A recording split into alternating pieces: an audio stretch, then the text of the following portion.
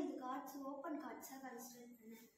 இப்போ நம்ம ஓப்பனில் வச்சோம்னா அது ஆடாக மாறிடும், க்ளோஸில் வச்சோம்னா ஈவனாக மாறிடும். ஓப்பன் கார்டு வந்து ஆடாக மாறிடும்.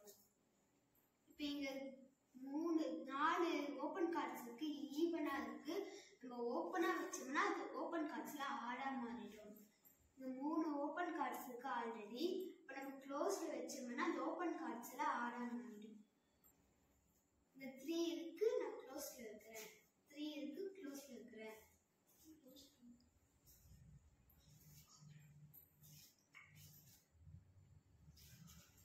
இங்க 2 ஓப்பன் கார்ட்ஸ் இருக்கு, நம்ம ஓப்பன்ல வைக்கலாம், ஆடா மாறிடும். இந்த 2 ஓப்பன் கார்ட்ஸ் இருக்கு, ஓப்பன்ல வைக்கிறேன், ஆடா மாறிடும். ஓப்பன்ல இருக்கு, நான் ஓப்பன்லயே வைக்கிறேன், ஆடா மாறிடும். இங்க ஓப்பன்ல இருக்கு, நான் க்ளோஸ்டா வைக்கிறேன். இங்க ஈவன்ல இருக்கு, நான் ஓப்பன்ல வைக்கிறேன். இங்க ஈவன்ல இருக்கு, நான் ஓப்பன்ல வைக்கிறேன்.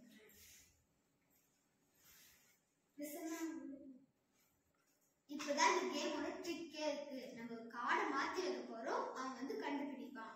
இந்த கார்டை மாத்தி வைக்கலாம், அவன் வந்து கண்டுபிடிக்கிறேன். பிரசன்னா,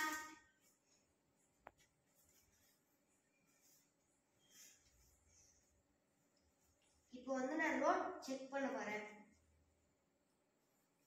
இந்த ரோ வந்து ஆடா இருக்கு, ரோல க்ளோஸ்ட் கார்டு ஆடா இருக்கு, தேர்ட் ரோல க்ளோஸ்ட் கார்டு ஆடா இருக்கு,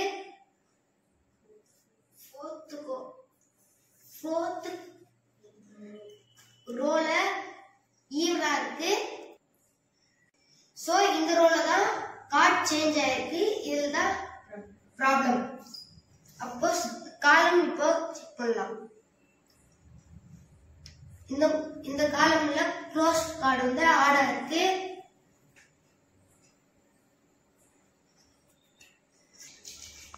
இந்த ரோல க்ளோஸ்ட் கார்டு ஆடா இருக்கு, இந்த ரோல ஈவனா இருக்கு. அப்ப இந்த ரோல தான் சேஞ்ச் ஆயிருக்கு. சோ இந்த கார்டு தான் அவன் மாத்தி இருப்பா.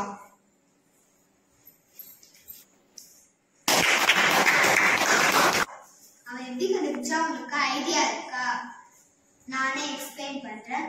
அவன் காலம் செக் பண்ண சொல்ல இந்த காலம் சொன்னா ப்ராப்ளம் இருக்கு, ரோ வைஸ் செக் பண்ண சொல்ல இந்த ரோ சொன்னா ரெண்டுமே, இந்த ரோவும் இந்த காலமும் எந்த இடத்துல மீட் ஆகுதோ அந்த காலம்